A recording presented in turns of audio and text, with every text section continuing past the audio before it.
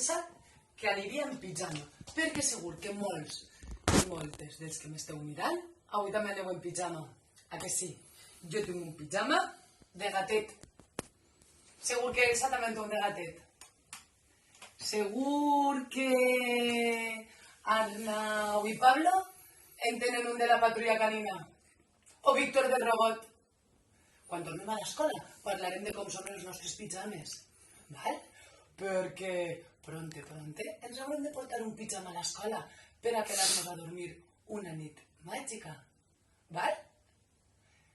Vaig a continuar amb els contes que havíem preparat ahir. I avui he pensat que contarem el de l'ovelleta, el de la sorpresa. Que este és molt bonic, a que sí? Crec que l'últim dia de classe el vam contar.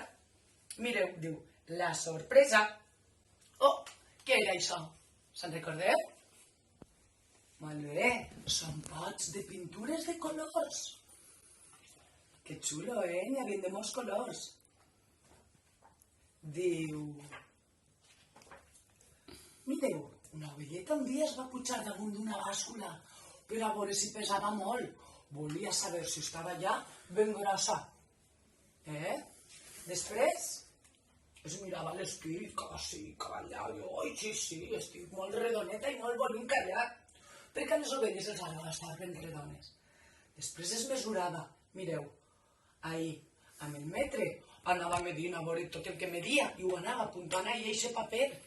Una cosa que es diu en una gràfica. Va agarrar la seva moto i va arribar així, a la tenda dels pots de les pintures, que n'hi havia de tants colors. Mira, de rojos diferents i taronges, de grocs diferents, de verds diferents, de blaus, de moltes maneres, un més fort, un turquesa, un claret, un blau marí. Mare meva! I va entrar.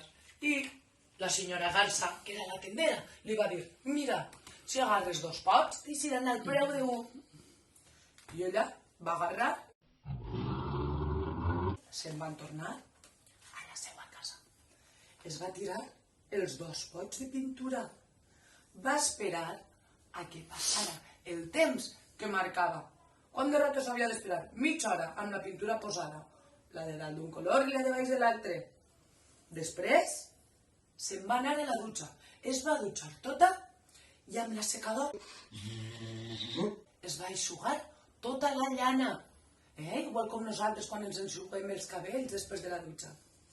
I després va treure una maquineta per a tallar-se tota la llana. Que això es diu esquilar.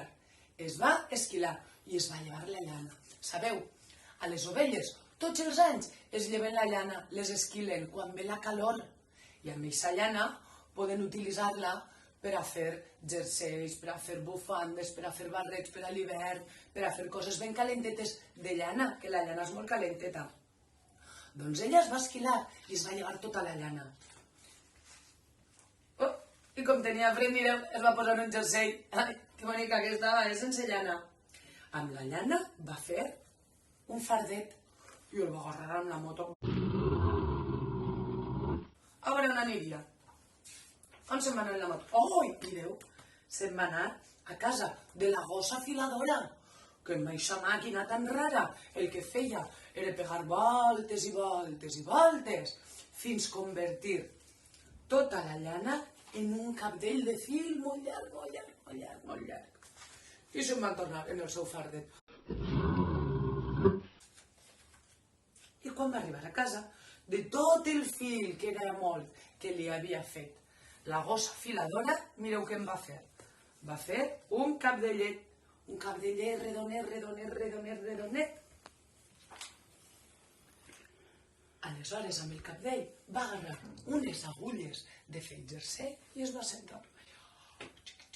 Així anava passant el punt del dret, el punt del revés, un punt del dret, un punt del revés, amb les agulles així que es fan els jerseis. Qui té alguna mare, algun pare, alguna abuela o algun abuelo que fa jerseis amb agulles? La meva mare en sap fer. Fa poquet, va fer una bufanda, la mar de xula. Mireu, l'ovelleta s'anava cansant i badallava. Però cada vegada tenia més cosa cosida que no sabem què era. va fer un paquetet, el va embolicar, va agarrar la moto.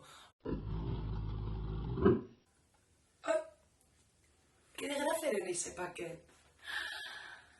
Li va fer un regal a la seva amiga, la girafa, que la girafa tenia fred. Mireu, i la girafa li va dir: moltes gràcies, ovelleta, t'estimo molt.